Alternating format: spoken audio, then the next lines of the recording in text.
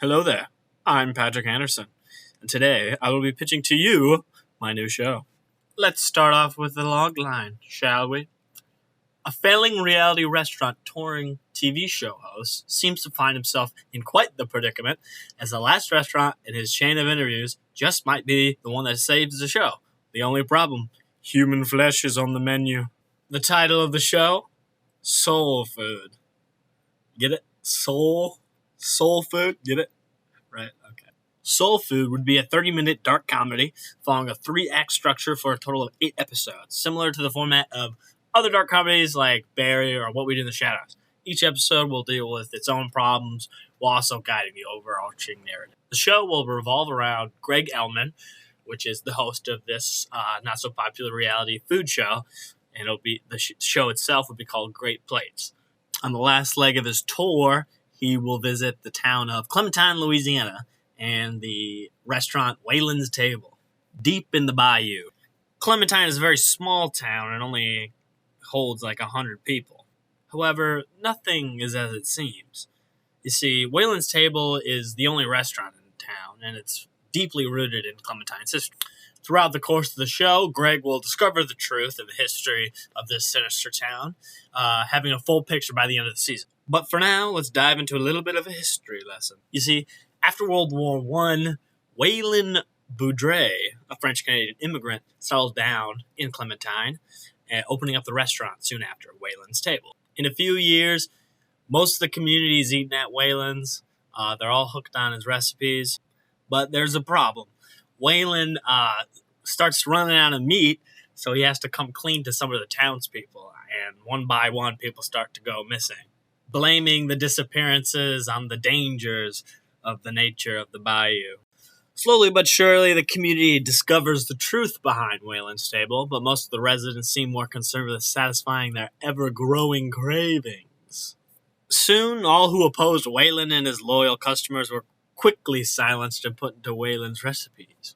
The community has kept its secret, feeding on the lost travelers who stumble upon Clementine, passing the torch along to each generation, keeping the Boudre name. Flash forward to the present now, and we've got Greg filming a restaurant-style, interview-style TV show about Waylon's Table, and it's being run by Constantine Boudreau, who acts as the show's main antagonist. The town of Clementine really isn't in the best position. At the time, they're not getting any visitors, so they're not getting any food, that means, and hopefully this interview, they are hoping will boost their visitors and therefore food. Slowly, Greg finds out about these cannibals, and he realizes that this is the thing to save his show. Exposing the town of Clementine and their cannibalistic acts, he will boost his ratings. Now, when the Boudre family discovers Greg's true plans to profit off their community by exposing those acts, the tables turn. Will Greg escape the horrors of Clementine or end up on its menu? Now, we've gone over the plot and the setting. Now, it's time for the characters. Greg Elman, the 39-year-old, will be played by Justin Long. Greg is at a point where the thing he has worked toward all of his life seems to be on the brink of collapse, and he'll do anything to get it back.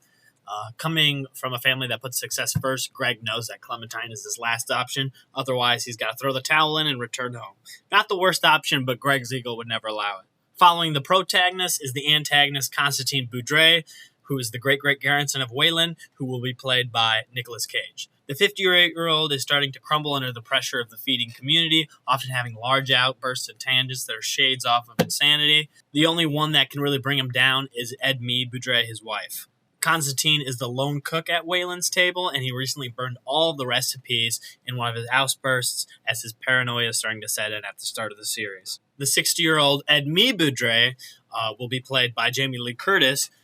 As the calmest and most intelligent person in the whole community, Edmée tries to balance keeping Constantine at bay and the food flowing. However, she secretly starts an affair with the town's sheriff, Everard Hewitt, as she has fallen out of love with the crazed Constantine.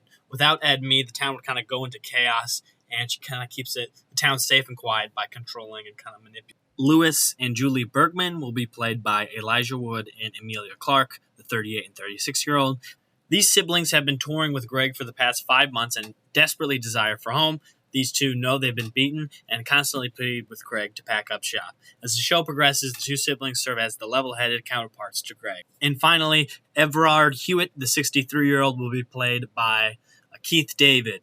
Clementine's loyal sheriff makes sure all the visitors feel welcome and safe in a facade that has been proven many times successful. However, his sheriff duties also give him the most amount of say in the community. Behind the Boudreaux, Everard is also Constantine's right-hand man, oftentimes making decisions for the community. Everard is also much more favored in the community as opposed to Constantine, giving him plenty of favor and leadership.